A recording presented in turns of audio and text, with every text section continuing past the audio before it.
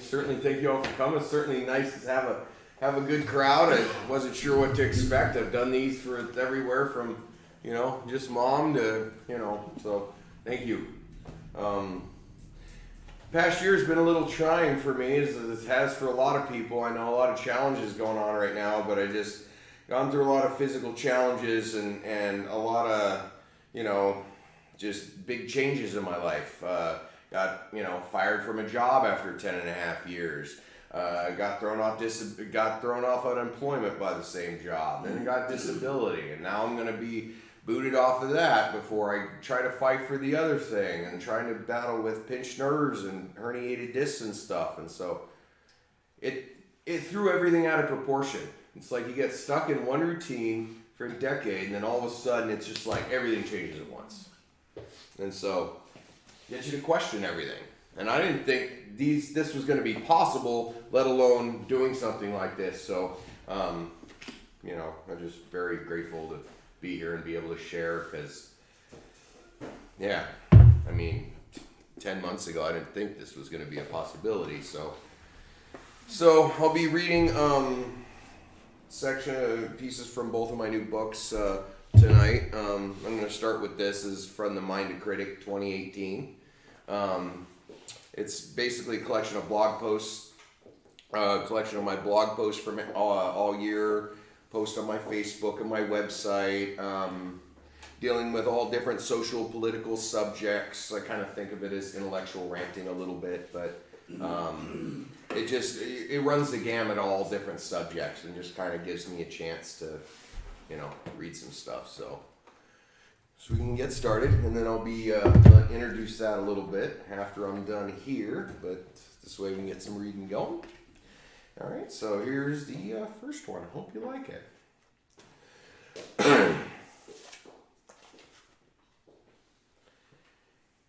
If we really hate something but don't know anything about it, are we ignorant? If we know some but not the whole picture, are we ignorant?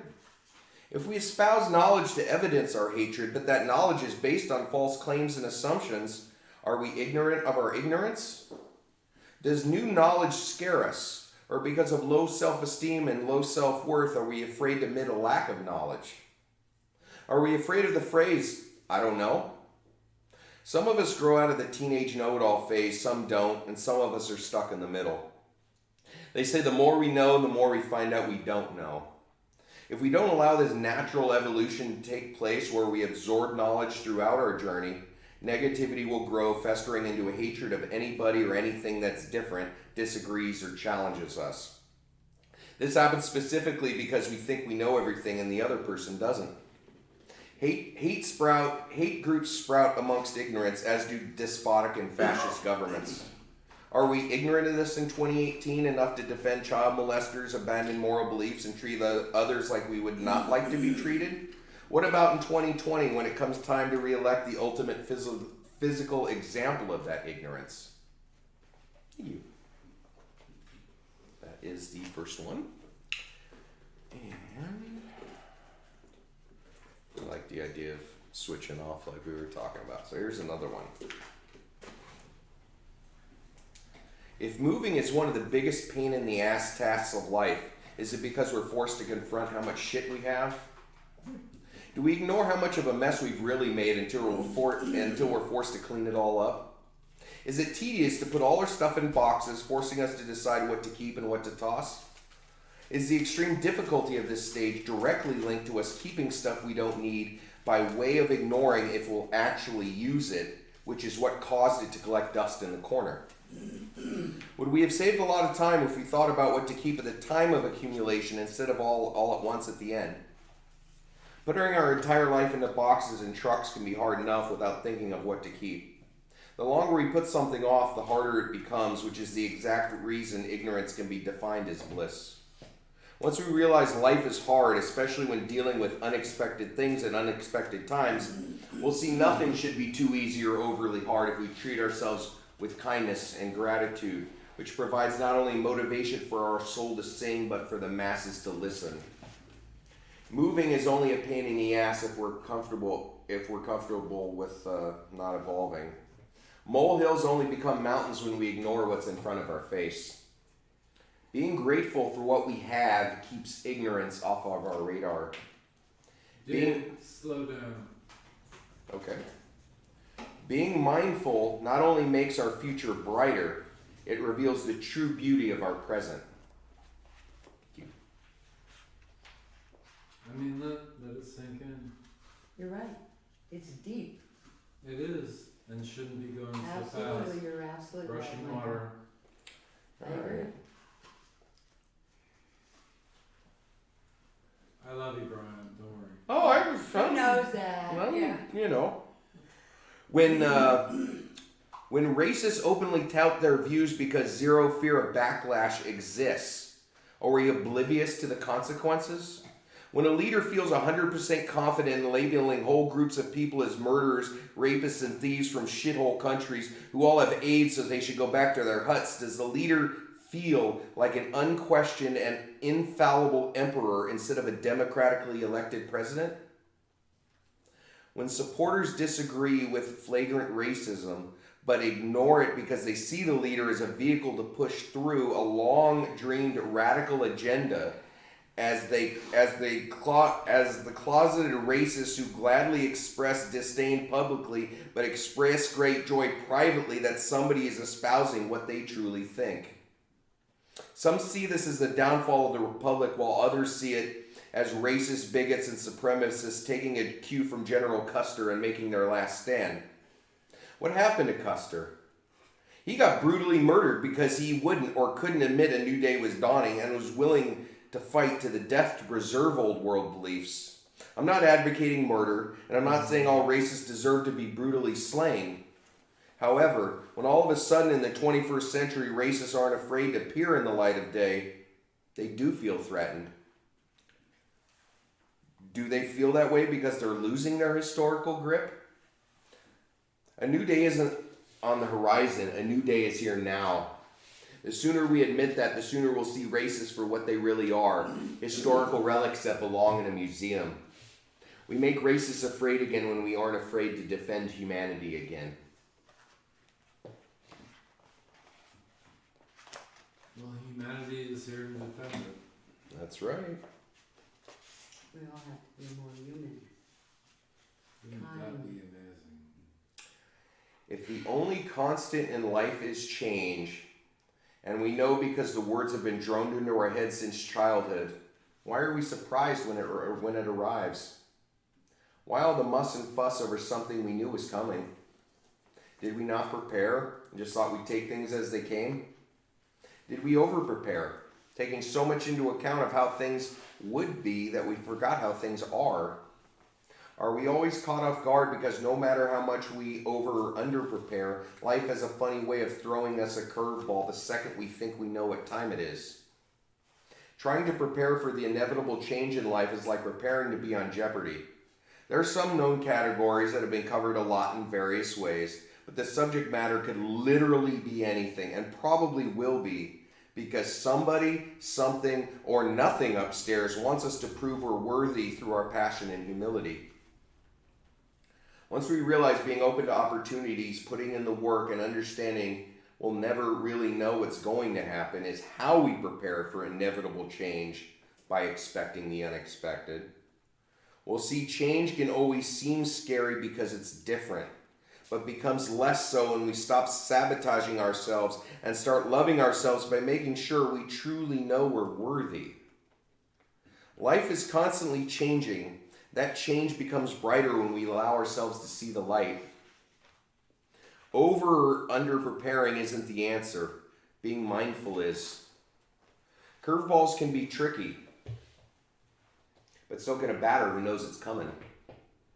Perception is the only difference between change that is scary and opportunity. In all my prayer readings, Yes. slow down a little. Okay. Let us absorb it. Okay. Because it's awesome. Thank you. And I do need a minute to think about it. No problem. Just a minute. I mean, you're not going to bore us and you don't have to get through this. Alright, so here's the next one. Will marches alone bring equality when human respect is disintegrating? Will huge throngs of sign and blowhorn wielding protesters be enough against a power structure with generationally ingrained stamina? Will the string pullers of our government throw up their hands and surrender because the serfdom they created is yelling and stomping for a day? Are societal problems so baked in and multifaceted they require multifaceted solutions? When a power structure waits out protesters, they're not threatened. They think the people are powerless. If we fight the good fight for a day before going home to curl up and forget our troubles, we're admitting we're powerless. How do we change this paradigm? We stand up and don't stop. We unite by listening to others and relating to their humanity, which helps them realize we're all in the same boat that's being sunk by the money changers. We filter into government and business by running for office and creating collectively conscious startups. We then build critical mass to demand change. This causes the power structure to crack and come to our side, which will grow our numbers even more. Accountability, humanism, respect, and love will usher positive change if we use it to gather the critical mass that we need. If we can get 10% of the country to believe in the craziest of crackpot theories, we can get 10% to march on Washington. They can't kill or arrest 30 million people. They can only admit defeat and join us. What the fuck are we really waiting for? A week's pay to do it. Well, that's part of the game that keeps you locked in too. That is exactly, and they knew what they were doing. So that brings me to this one. I mean, the middle class is threatened. When the deck seems stacked against us, is the house cheating or is our mind playing tricks on us? Do we believe all sides are cheating, so the only way to win is by cheating better and more forcefully? Do we believe the only way to break a cycle of dishonesty is by injecting as much honesty as possible? Do we hold back our best cards for fear they won't be good enough? Life throws us curveballs. When it rains, it pours. Darkness is contagious. However we describe life testing our character, it's a major part of our journey. Not that we expect everything to be sunshine and rainbows, but we're constantly reminded of how bad things can appear. That's the rub. This feeling only describes what appears, but doesn't portray what's actually there. We've all heard life is what we make it. We all perceive things differently, and we create our own reality. They're all cliches, but that's because they're true. We can't always change our situation, but we can change our reactions, which changes our perceptions, then inherently our situation. When the deck seems stacked against us, do we remember things aren't always what they seem? Cheating is only an option if we've forgotten how to win. Truth wins the day when it fuels our soul. Obstacles will only stop us if we believe they will. Well, yeah, the Republican Party is just going for it. They seem to believe something that no one else does. Fantasy bubble. And they Fantasy bubble. really think it's gonna roll over the culture who doesn't want to watch news, think, be aware. Oh, well, plenty of time for this at the end. God, you gotta slow down some. I'm trying, but I gotta read with my passion, and you're not the only one here. I'm sorry. I'm trying to do my best, but I'm not gonna slow down for one person. Okay. I'll do I'm my not thinking best. about what you're saying though. I'm doing my best, but I gotta keep my passion, and I can't slow it for one person, so I'll do my best. Do you wanna take, after you finish that, do you wanna take a little break to talk about that before you start your other, or do you wanna just Take questions? go into your other? Can. Well, whatever you want. But I don't know, I was kinda trying to get all the reading done first, I because see. then it would break up the flow of it a I little got bit. you. Alright, do what you need. If we preach family values and the accuracy of our moral compass, does that apply to all our families or just ours? Do we believe all families need to be defended and cherished so they can be together through good times and bad, or just ours?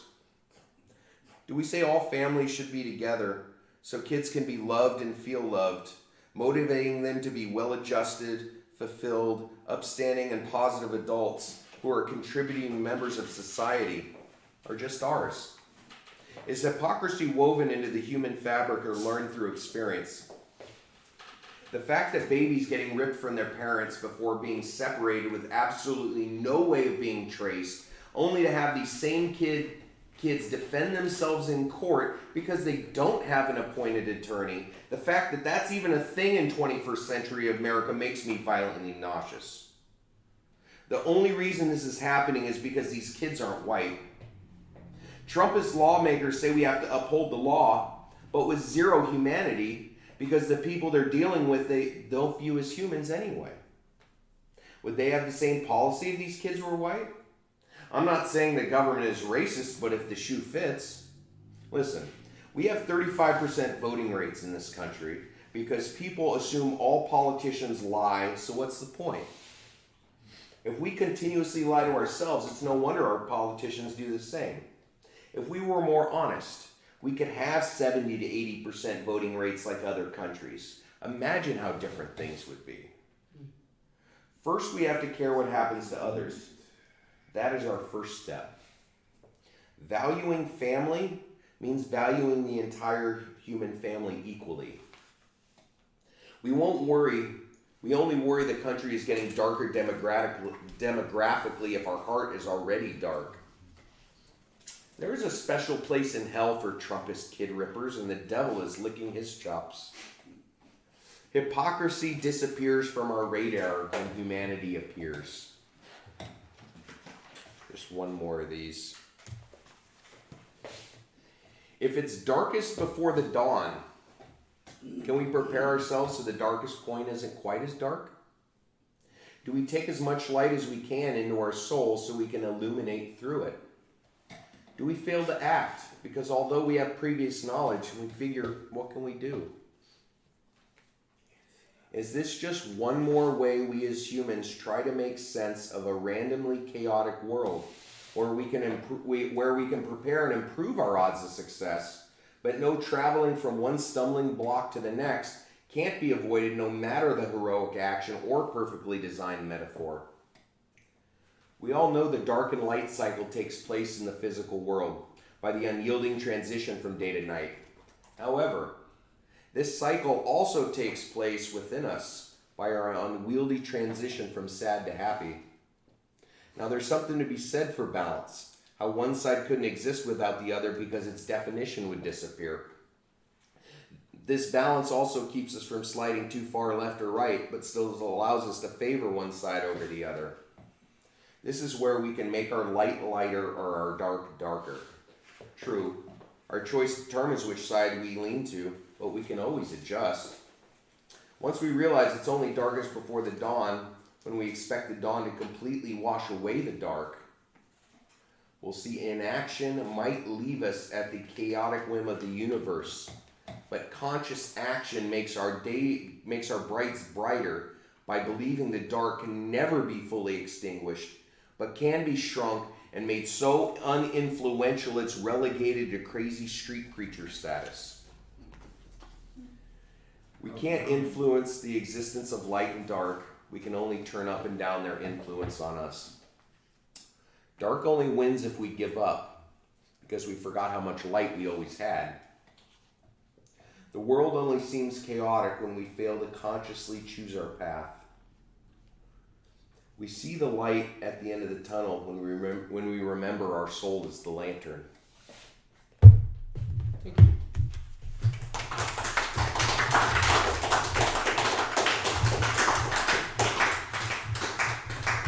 So that is a few pieces from that. And I have a few of the other collections, and I'll be working on the new one already for this coming year. So I guess we'll just continue with the reading here.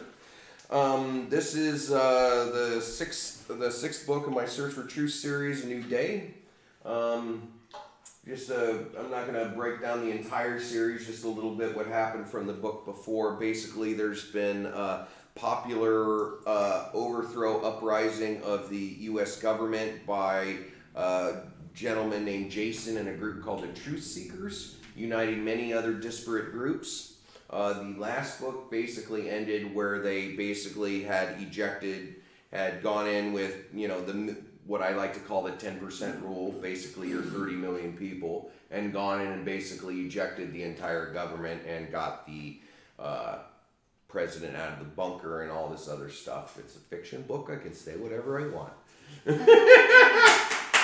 And so basically that book ends with them just finishing that. And so this book starts with them all basically sitting around the war room table in this bunker saying, what do we do now?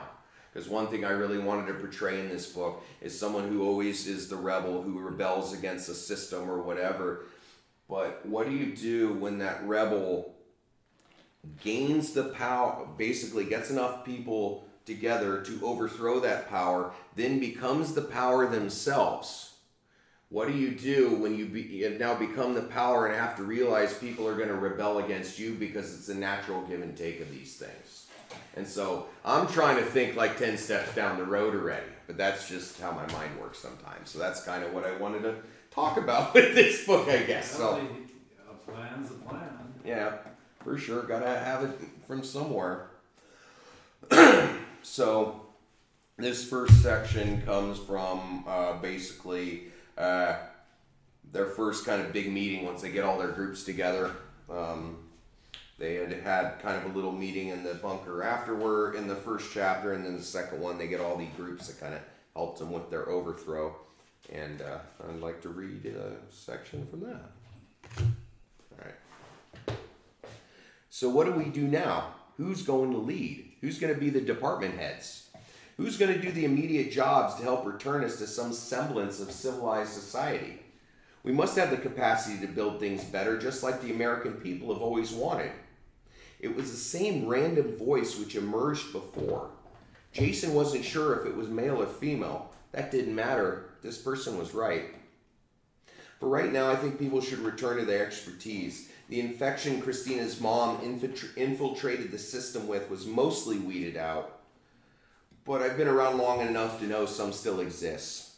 A rat can find many hiding places, making itself extremely small to avoid detection, Jason described. You're saying we got a rat? Gary interjected. He was perched at the table of former KKK outcasts who ripped off their hoods in search of a better future. Did we beat back a dictator just to install another, albeit on our side?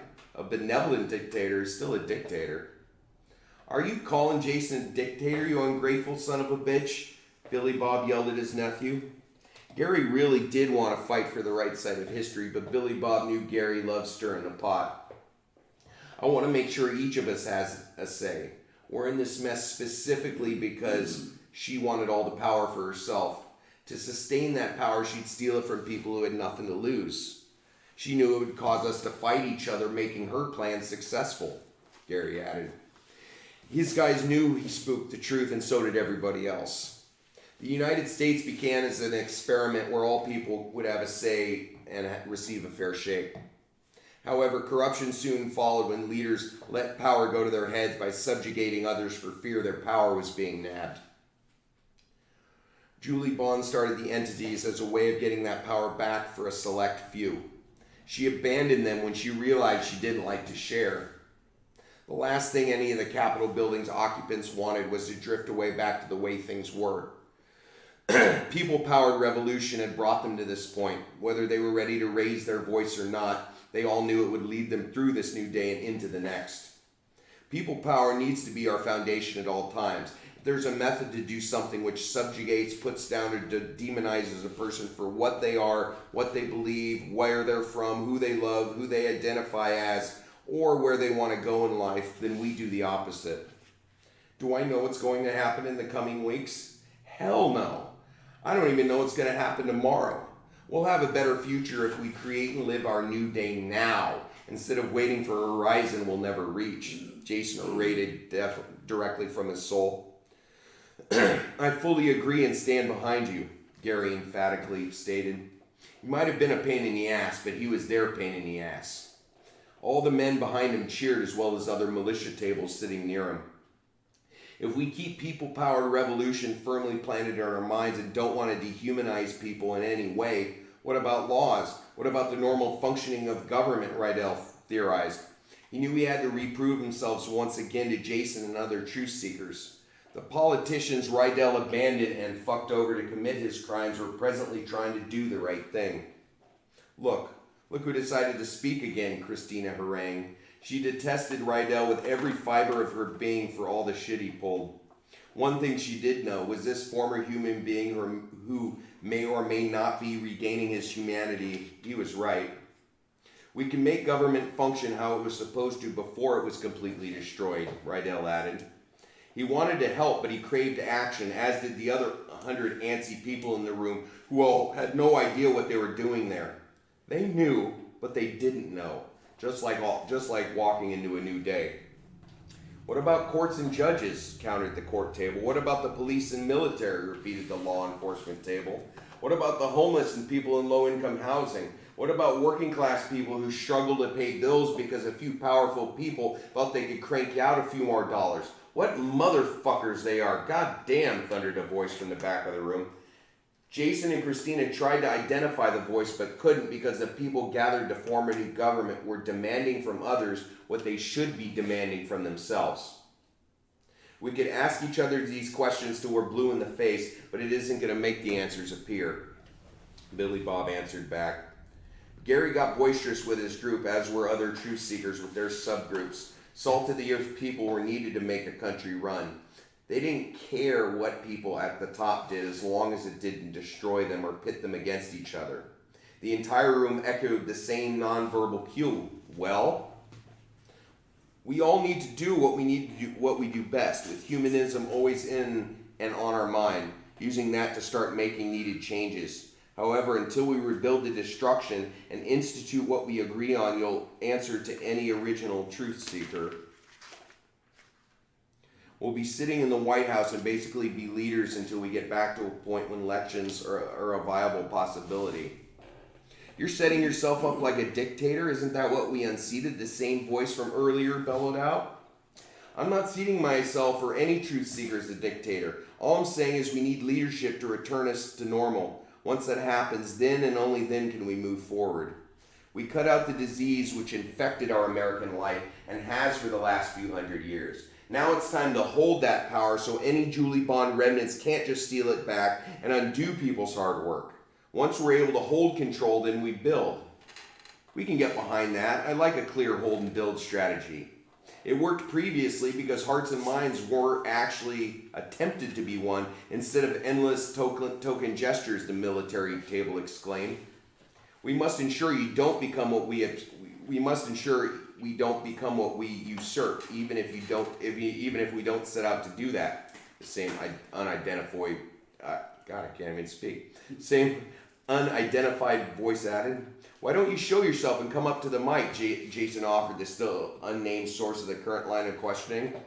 A lone microphone in the center of the room was encircled by many tables. Everyone was displaying their opinions by shouting from behind them and the safety of their side. Not one soul utilized the personal effort needed to leave their comfort zone. Of course, 100 people staring and hanging on to your every word was nothing compared to the people-powered critical mass it took to unseat a violent American dictator without firing one bullet or losing one life. A very uncomfortable silence followed because nobody answered the leader's call by sauntering up to the mic. The leader was the last thing Jason wanted to be called. A little too close to North Korea's dear leader, he thought. A brutal dictator. Your timer just went off. Oh, did it? Okay. That's fine. Did it just shut off? Yeah, just stop recording. Okay, well, It's all right. that's fine. Thought it would record longer. Whatever. Need a new camera. You wanna do your New phone? battery. You wanna do your phone for the rest? Sure. It just automatically stops after 20 minutes, I think. Yeah. That's the thing. Yeah, it was supposed to. Yeah, it was supposed to record for a little longer, but here, I'm just gonna finish this section and then read one little more. Okay. And then we get to throw tomatoes. Yeah, and whatever else you want. Oh, there's some apples here. Oh yeah. Nice ones. I don't know if those are glued to the table though. It's an I haven't art- tried. It's an art piece. Yeah, I know. Let's see. If that person won't identify themselves, that's fine. We have work to do. That work is, Rydell inquired, being the ultimate pain in the ass he always was and probably always would be. If you let me get to it. Jason was getting exasperated. He didn't think bringing everyone together would make solutions suddenly appear. He expected there to be hard work. He knew what it took to get them to where they were, but didn't know what direction to currently take. That is until he remembered why he started this journey. Before Jason could utter the words, Christina beat him to it. We all want the same thing, for the violent annexation of the poor to end. We stopped fighting each other when we realized the power causing it procured massive wealth by promoting endless confrontation. Those are the people we unseated. Let's not play into their hands. She's right. I vote for her. That's the end of that part.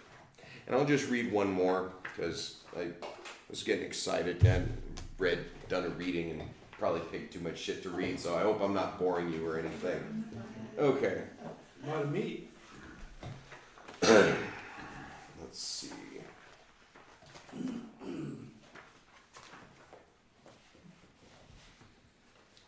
As I told you, that one in the middle was the. Should I do? Whatever you want. Okay. Yeah, that's gonna be too long. Let me read a little bit of it. The American people knew the concept of not preventing emotions, but focusing them in the most uplifting and productive way possible. Okay, so this section basically, I'll just read a little bit of it. This section, basically, they've had a few meetings. They kind of started to put some of their plans into place, and they're now following one of the politicians that worked for him is running for a Senate position because they're starting to refill the government and everything. And so they heard that he was having a rally, so they decided to show up. This proved itself over and over in the next few weeks. People had rallies, candidates chatted with voters about what was real and what wasn't. The crowds which gathered at each event grew exponentially with each passing day. The populace was actually interested in local, country, state, and national elections. They cared about what was collectively happening to them and had more hope for the future than at any time in recent memory. Truth Seeker roundtables were held weekly like agreed upon, even though all 10 members received constant status updates. They mostly wanted to meet up to share hugs, smoke a bunch of joints, and make sure each of them had the motivation to continue moving forward. That was the energy Jason, Christina, and Billy Bob immediately felt the second they walked into the Iowa State Fairgrounds. They heard a friendly voice was holding a rally making in a place Jason knew they had to stop. Can't wait to hear what Colin has to say. He sure helped build the movement in its final moments before critical mass, Jason full-throatedly illustrated. He's one authentic human being. I might not always agree with him politically, but he's as real as it gets, Christina gleefully added. She's always loved hearing Jason express the deepest parts of his soul, but that day she started believing in his potential as a leader. Colin liked you as well. Aw, you two should date, Christina. Might get upset about cheating on her, though, Billy Bob harangued. He loved this Jason guy and the friendly ribbing they always shared, an integral part of their growing respect for one another. Very funny. I wonder how he's handling Rydell. Ooh, corn dogs and fried cheese, Jason uttered before trailing off. The smell of fair food was intoxicating. The heavenly scent slammed through pores and invaded nostrils. Here we are once again. You helped build this movement, overthrowing the power which kept us fighting over petty-ass shit. Anyway, we as a populace have a chance to build what we've always wanted, coupled with the laws that finally represent all of us equally, not just the rich and powerful. I hope you'll pick me as your next senator so I can help bring forth the changes we all deserve, Colin orated. You people think you can build a new house without ripping up the foundation? Destroy to create, not the other way around, yelled an unidentified voice from the crowd. Don't you know we just had a revolution that completely disagrees with you, Colin belted back. He wasn't scared. He had dealt with plethora of hecklers in his time was all part of the territory. All of us want our voice heard. That's why people wanted to end the power fighting against them. Colin stepped back from the mic to scan the crowd, but couldn't make out who was yelling. The decibel level of applause drowned the guy out, making Colin smile because the crowd was on his side. I love how he handled that, but something doesn't seem right. You know I hate when you say that, Christina fearfully replied. She had been around Jason long enough to know that his intuition was rarely wrong. Let me get back to why I came here today, Colin offered into the microphone. I was thinking the same thing, the heckler uttered. As a button was pushed, an explosive chain reaction started, fast-tracking the next few steps forward. See? Nothing happened. That guy was just talking shit, trying to get us all scared, Jason inferred, not believing his own words. He knew something bad was about to happen, but nothing seemed to, until it did. You're right. Holy shit. Get down.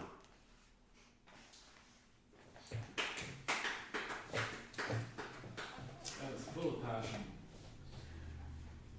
And I just wanted to read these next few paragraphs and then I'll kind of explain. Oh, it's basically, so there was basically an attack. I wanted to read a little bit of that to cover that because basically they built the movement through the first few meetings, had it going, had to deal with these rebels fighting against them, and then they started attacking them, and you're like, oh, well, they tried to go through with these elections and they tried to do it right, but then they got to a point where they realized they just had to go ahead and do what they were going to do. This was their shot. Not to be a benevolent dictator, but this was their chance to really make the changes, or else it wasn't going to come again. Because so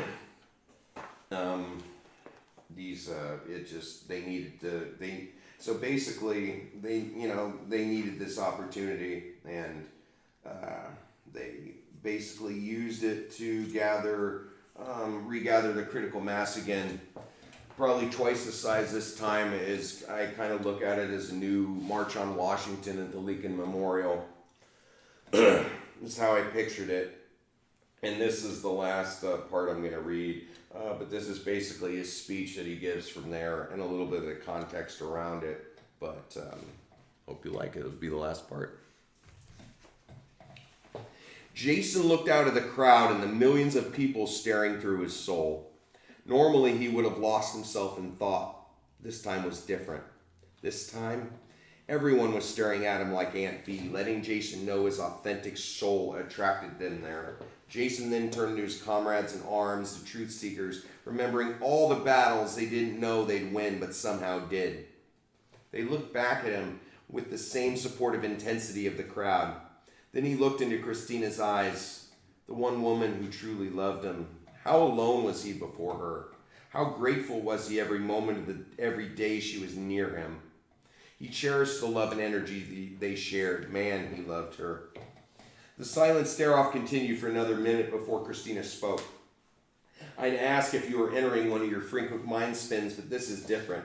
I can tell you're trying to soak up all the energy you can until you give it back to the crowd and feed off it again. That was all he needed to hear. Jason walked up to the mic with the other 14 truth seekers behind him. I'd ask how y'all are doing today, but I'm sure you're anxious to put into action everything proposed through my initial speech. Jason took a deep breath. With Christina on one side and Billy Bob on the other, patting him on the back, Jason knew he could do this. Sorry, I've never given a speech like this before, but something tells me you've never heard a speech like this before either. Slight crowd laughter was recognizable, but was impossible to decipher whether they were simply pity laughs.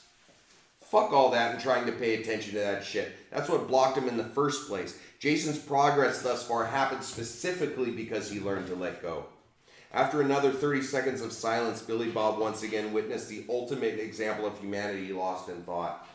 He knew the solution, but was it the right one? Hell, Jason had done it on live TV from the Oval Office, and this wasn't too far from that, he thought. Billy Bob reached into his pocket and grabbed out a joint he always kept for emergencies. He tapped Jason on the shoulder and handed it to him. I think you could use this. Just remember, be yourself. Tell them everything we're going to do, and they'll love it. We want it. They want it. Every rationally thinking human being wants it. Just tell them, I believe in you. We believe in you. All of them believe in you. Just look, they're here because of the movement we helped you build. That's right. We built this movement. I can't ever think I own this thing because I don't. I would have never succeeded without all of you, Jason humbly expressed. Tell them that. That's what they came to hear. Billy Bob answered back with a passionate fury needed to get the ball rolling. Jason didn't need to hear anymore. He looked at his comrades who all smiled back. That warm energy filled his soul, which he needed to let the people have. It's why they came. He put the expertly rolled joint between his lips, grabbed the lighter out of the well-worn jeans pocket Christina wanted him to throw out years ago, and returned to the mic with a full head of steam. Hope y'all don't mind me smoking this. I needed some, Jason articulated to roars of laughter. Doobies and all cannabis-related products will be legal in this new situation we find ourselves in. With weed removed from the federal drug schedule and nonviolent offenders released from jail, we can all get high, if we're of legal age, of course. But hey, us being here today shows the old power they can't regain what they fought so hard to keep. So smoke them if you got them. Jason stepped back from the mic to cough. He took a deep breath and continued. Just didn't want you to hear that, Jason uttered. Christina looked at him like, get to it. Let your humanity bleed through. That's why people are here. Jason read Christina's action and took a hit. Let me start. I guess I already started. Anyway, after the Truth Seekers and I, as well as all of you unseated Bond and Bannon, I've gone back and forth on the best way forward. We tried holding elections for new senators and congressmen so we could have representation not infected by the old new guard. As Colin here can attest, he barely escaped with his life from a movement building against us. Even though we haven't yet made any of the changes we plan to, these forces want to disrupt because they can't stand even a hint of progress. They don't want to simply turn back the clock. They want to destroy everything specifically to rebuild it in their own image. These people aren't the normal clean slate extremists society has been infected with since time began. No, these extremists from the right and the left have united to destroy the system. Even though they rebuild differently, they see themselves as having more in common with each other because they're extreme and you're not. It's political lines we have to worry. It's not political lines we have to worry about anymore, represented by all ends of the spectrum here today. Jason orated as loud roars and very audible fuck yeahs vibrated from the crowd. We are the society of human beings we've been trying to build since we were old enough to critically think. That's the last thing these extremists want. They don't want this train to leave the station because it's a slippery slope they've always dread. But it is leaving the station. Congressional elections were supposed to bring uninfected representation, but now, with Colin and several other candidates bombed and with some even killed, we must take a different tact. Jason looked back at his comrades like, here it comes. Do you think they're ready? They looked at each other before all 28 eyeballs burned through Jason's soul like, what the hell do you think? This different tact was something we were trying to avoid, but now have no choice. Jason looked out on the crowd, and the decibel-busting jubilation that struck them since they strolled in was now gone, leaving only deafening silence.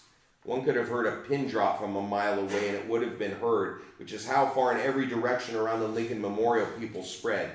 Jason knew 60 million people would surely fill up a lot of physical space, but never mind that, he thought. He needed to get back to the task at hand. This new representation we would have voted on all issues the Truth Seekers and I envisioned, so we'd have a check and balance. This would have led to national elections and a president, the real leadership this great experiment of humanity deserves. Just fucking say it already, Billy Bob audibly mumbled behind Jason, along with other grumbles from comrades.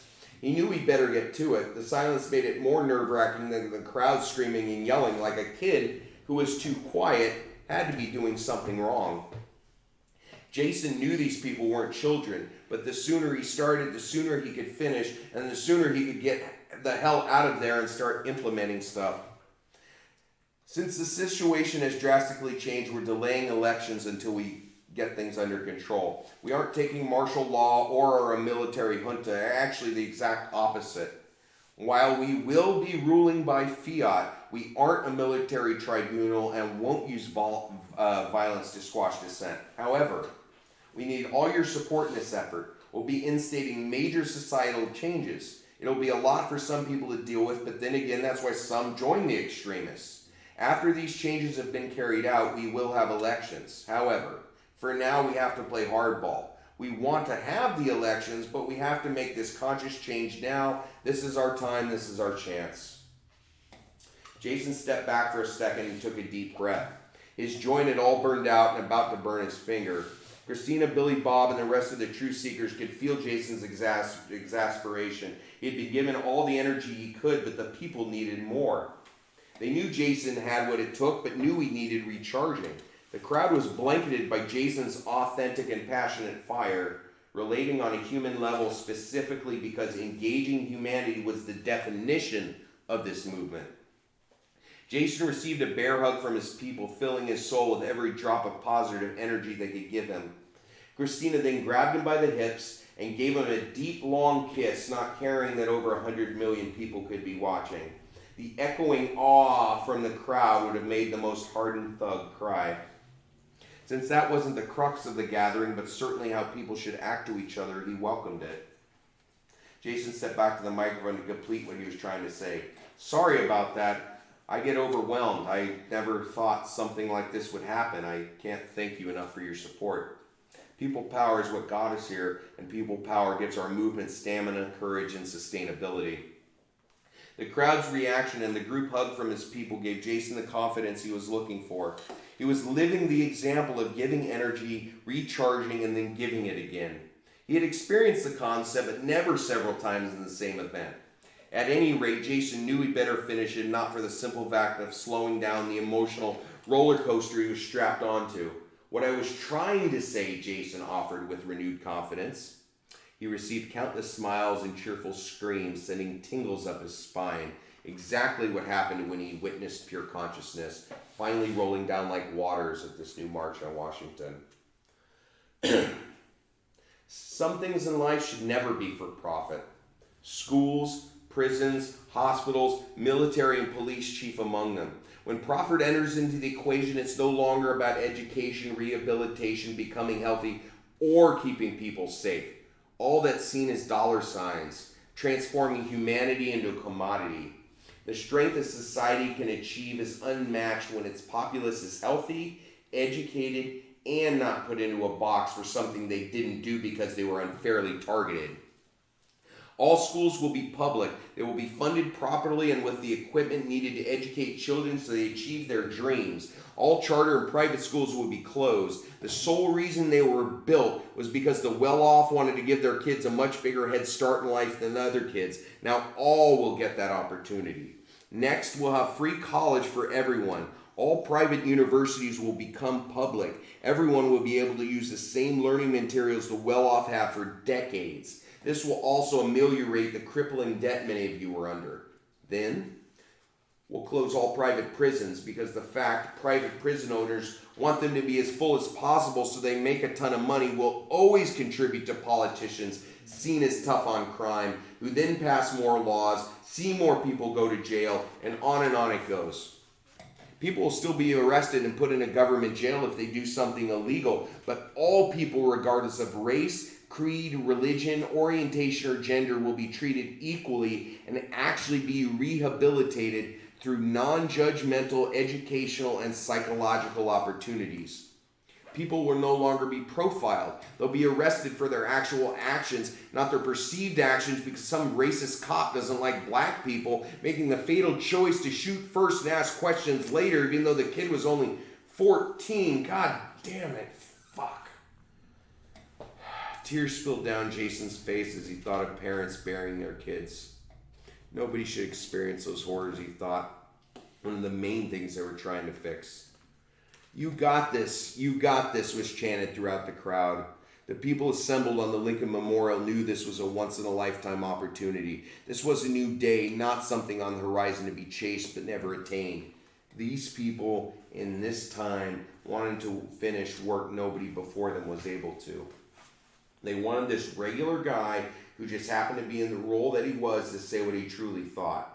The authentic humanity from whence it sprang was the biggest inspiration for anybody who entered Jason's orbit. Thank you all. I love you. I couldn't do this without you, Jason earnestly expressed. 60 million plus people roared that they had his back because they knew he and the truth seekers had theirs. Healthcare also needs to change. Insurance and pharmaceutical companies have fleeced the people for way too long, not giving a shit whether people lived or died. They continue to line their pockets with as much blood money as they can because fuck the people, that's why.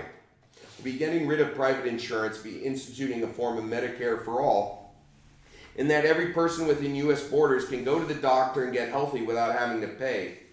No longer will people go bankrupt because they need some procedure done or they need some meds. The decision of whether to buy medicine or food will, thank God, never again be a decision anybody will have to make.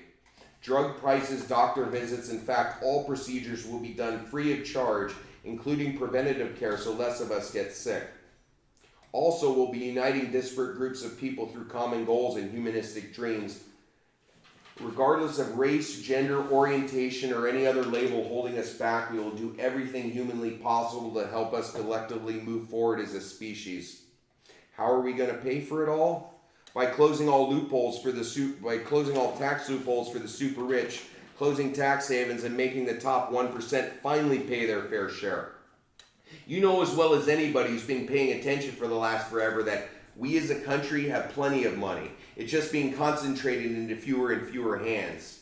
The fact we've been told since long before Bond and Bannon that we can't afford to have a healthy, educated, and safe population because we balloon the debt while putting all our kids on the hook is the biggest lie of them all. The truth is, as I'm sure you know or you wouldn't be here, that if we tax the rich like they tax everyone they make their money from, we not only would have money for all of our proposed programs, but also for a few things we haven't thought of yet. There will be pushback, as you've already been witness to. This whole thing is going to speed up because the extremists trying to end humanity are preparing their last stand, which by definition means the end is nigh. For them though, not us. This moment we're living has happened because the us versus them debate has been reframed. When I say that, I mean humans versus non-humans. Nothing more, nothing less. It built this movement. It's what will sustain this movement so we can make the changes we all know we want. Private armies funded through endless military conflict because the military-industrial complex will never again be a problem. We'll only deploy our own soldiers into conflicts we're sure are real. We also won't have a standing army when we aren't in theater. We'll have a civil defense force similar to the National Guard who could still put down any attacks. Never again will we have to constantly find new wars and skirmishes just to provide jobs. There are much easier ways to make a living. Never again will we go and kill poor people somewhere else because we treat ours as less than human at home. We'll also have a jobs program that will guarantee employment. People will help build the infrastructure that has only been falling apart because power brokers didn't see it as profitable. Never again will the government ignore the people by only listening to their biggest funders. Never again will the population be in 80% support of something but can't get it passed because officials have nothing to fear from people who may or may not vote. We prove these people wrong by never faulting, never slowing, and never stopping. We've come this far. We've walked into this new day with courage, persistence, humanity, love, peace, justice, and accountability, specifically because we realize there's something called the truth. This world we're building, the country and government we're designing will bring us into this new century. It'll finally help us live the unrealized dream of the founders. All great humans of the past have done their part to bring us to this point. Now it's our job to do what we were put here to do, to keep pushing the ball forward through our love for each other and for the earth. We take care of that earth, and the earth will take care of us. If we live our lives with that as a foundation, we'll observe the division between humans diminish by the day. If we all do what we can, when we can't fail. Humanity will be the basis for everything moving forward. That doesn't mean we won't defend ourselves. Our current situation certainly behooves that. All I'm saying is we'll never again attack unprovoked, but we will stand up against the powers which have prevented unification for generations. Any of the truth seekers can be contacted through their groups and subgroups. We all help each other and we all work together. I realize I'm saying this from a position of hierarchy, but never think I'm the king and whatever I say goes. I love you guys. We need this to work so humanity is never squelched again. We spread love, not hate, making racist extremists afraid to come out in public is something they need to feel in their bones. They need to be afraid like they made us afraid. We do this by sheer numbers like we always have. Let's go out and get this done. I believe in you. I hope you all believe in me. There's nothing we can accomplish when love and humanity is the basis for our decisions. Thank you for showing up. I know other speakers would love to talk to you as well, so I won't take any more of your time. I just want to say, now that we've started, we can't stop, no matter what. This is our time. This is our new day. Thank you. This is our time. Yes. So I know I probably read a bit of extra there, but I got excited that I had something to read. So, is there any comments, questions? That's gonna make a hell of a movie. I'm hoping so. I mean, Netflix does make their fair share of series about all kinds of random, things, and Well, a lot of movies started as graphic novels. Oh yeah, 7 books. Each book could be a season. It could work. You spend your days pitching Hollywood. Oh yeah, well not necessarily, but and not that Netflix isn't Hollywood, but at least it's a little bit better.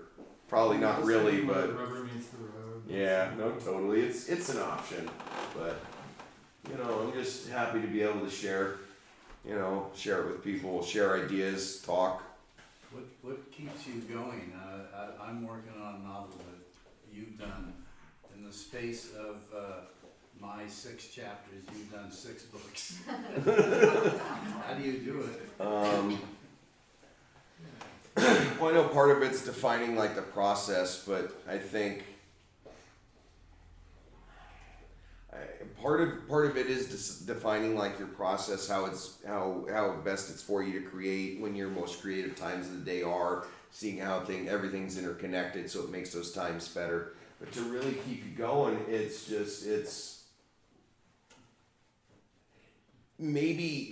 one of those unexplainable things, like where does someone get creative energy from, which it probably is the honest answer.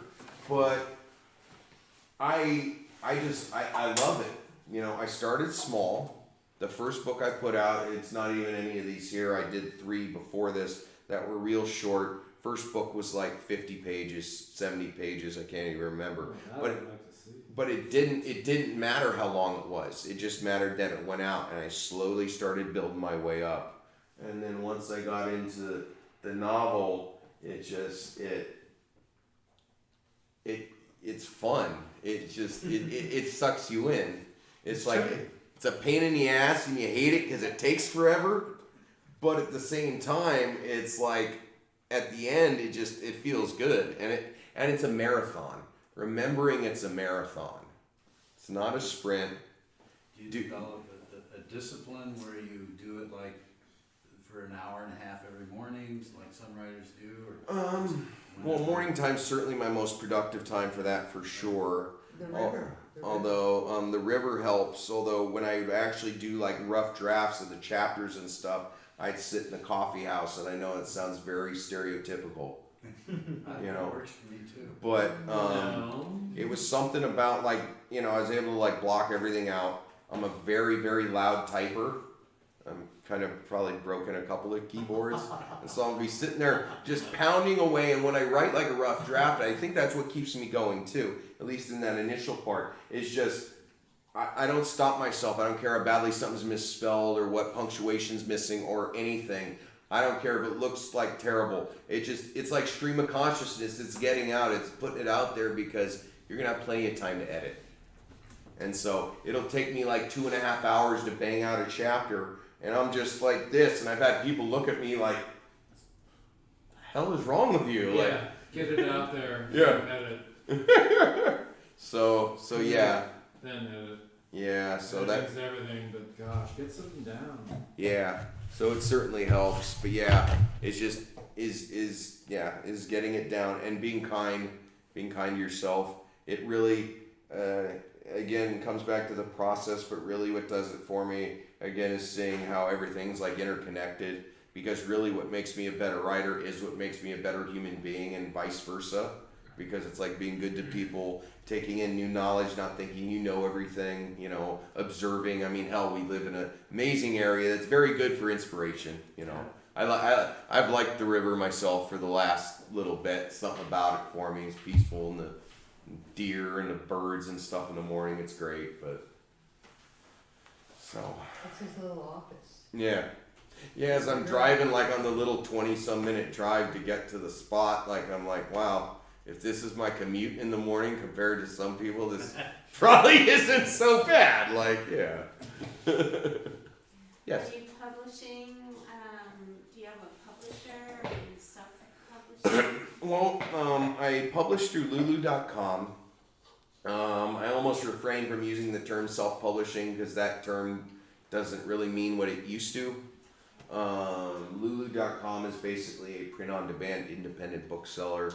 Your only out-of-pocket is the ISBN number, which is basically like the federal number on the barcode, so you can sell it and it's yours and everything. But then other than that, it's all digital files. It only prints when it sells. Your percentages are really good. It's just all the marketing and stuff is on you. So it's like you know, like saying self-published is like fine, but I just want to say published because sometimes when like saying you're self-published is like self-sabotaging yourself. It's like self-deprecating. It's like, oh, it's not as good for some reason. Well, yeah. I mean, yeah, maybe I haven't made it into Random House, who seems to own all of publishing now out of New York or whatever, but so, and not that, you know, if one of them, you know, decided to offer me 6 figures for a manuscript, it would be hard to turn them down, you know, that kind of thing. But I really like that these opportunities are here. It makes it so easy so anybody can put out fiction, poetry, cookbooks, photo books, all kinds of different bindings, pictures. It just makes it so you can just put your work out there. You don't have to, you know, search around for years for a publisher or an agent. Because most of the time you'd have to audition for an agent, and then that agent would take you to the big publisher. So what is that, LU? yeah, like Hulu, but with an L. Yeah, it's very cool. It's just $99 for the ISBN. Well, see, that's the thing. They yeah, Not bad. and that's the only out of pocket. I like how it's all digital files. So if you publish a book and somebody orders it 10 years from now, it'll be printed in brand new when it's sent to them. So it makes it so books never go out of print, which is nice. And it supports a lot of independent artists too, which is always cool. So That's great, thank you. yeah. Well, anybody else have a comment or? So what is, I'm curious about Yes. your different approach to writing blogs or blog entries you write as Yes. well, right? Yeah. So and then it was before, like you were writing blog and then you decided to write a novel or? Well, basically, the whole kind of process was my goal when I turned 30 was to put out my first book and do a book a year after that. So those things that I wrote were very similar to this. It wasn't like a specific blog. I didn't have a website yet. It was basically me just writing little pieces that were about the same length for the book. Okay. And then the novel came, you know, I did a few of those basically to see if I could do something that was like a novel length, because I mean 350 pages is a little intimidating, you know, but and then I did, and then did the first one, and it's like, you know, I don't have any tattoos, but I hear, you know, it's like once you do the first one, you know, you get addicted. Not addicted, but you know, I mean, Oh yeah, you are. not everybody has tattoos on their face, I guess is what I'm saying. But, Well, yeah, listen to that. yeah, no. But no, it's great.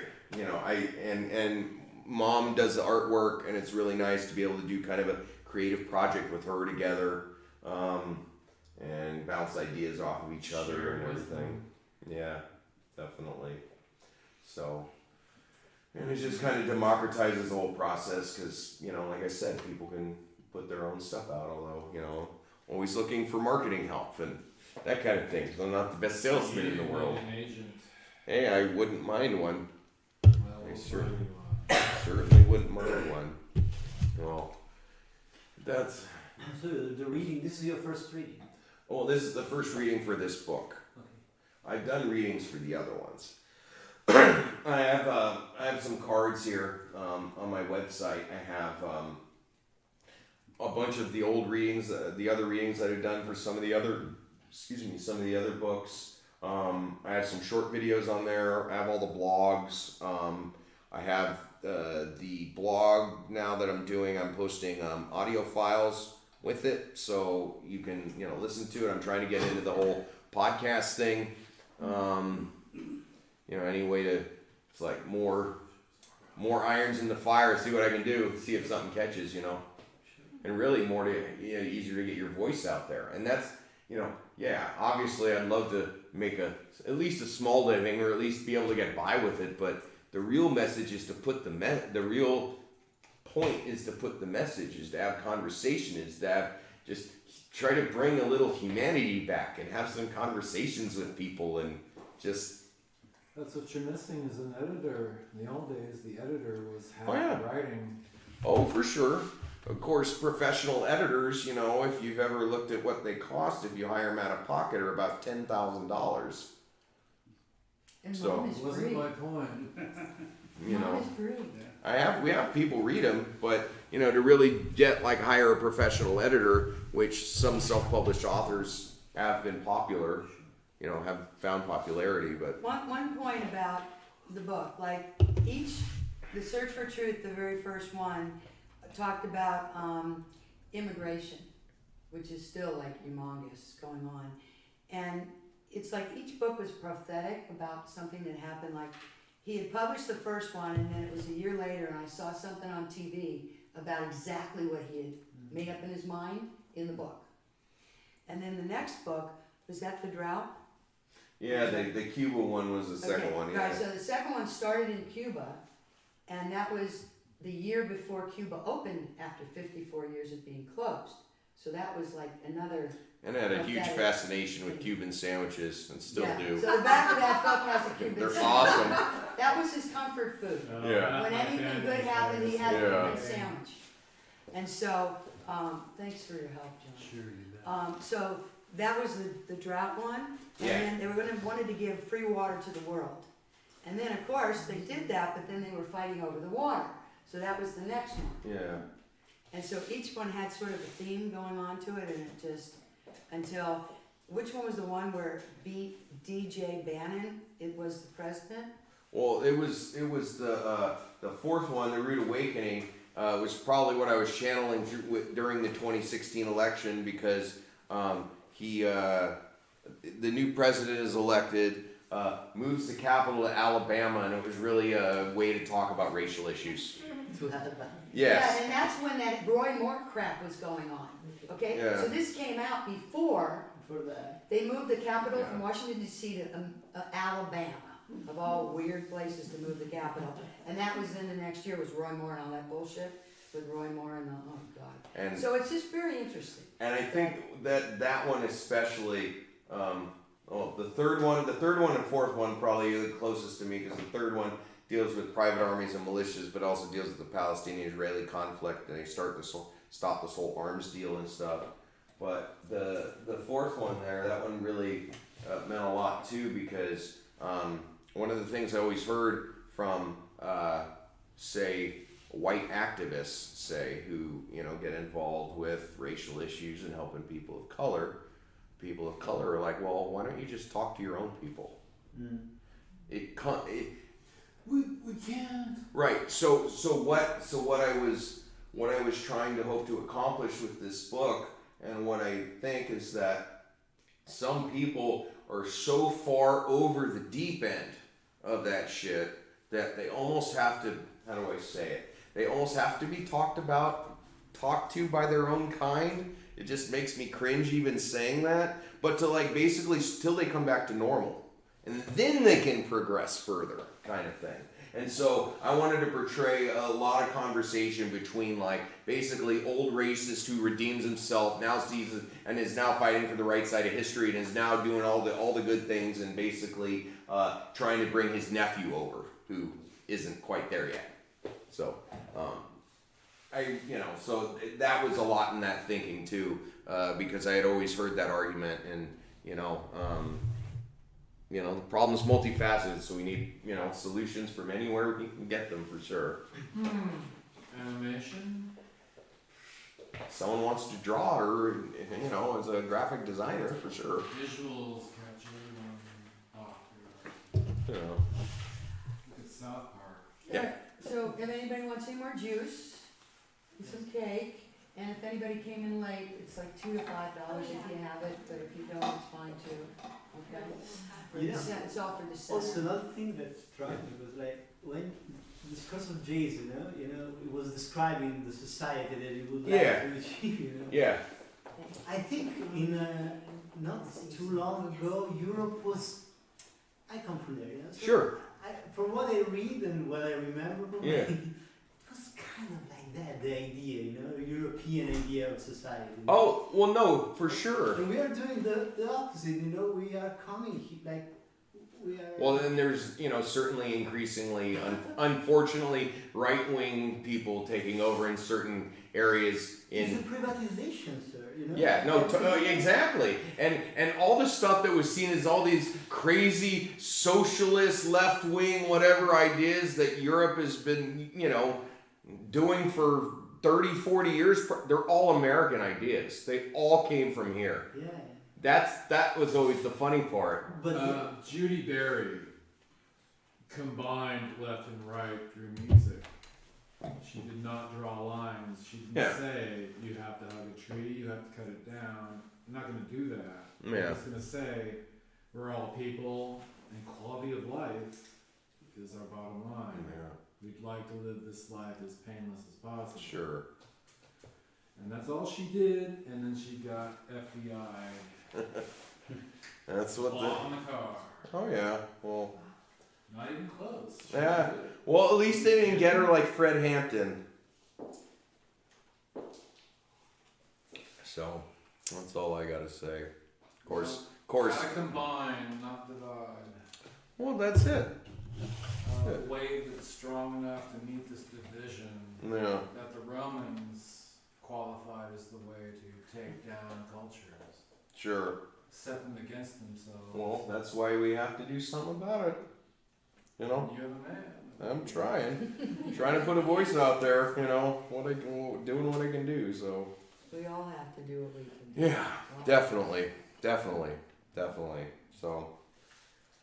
So yeah, please check out my website. can I say something else? Oh, please. Because I'm Yeah. it's too interesting. Yeah, no, please.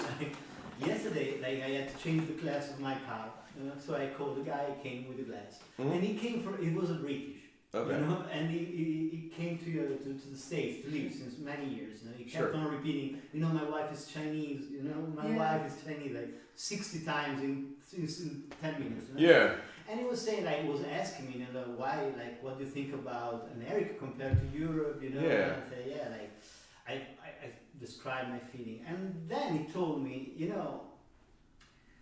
he was a Trump supporter. I learned.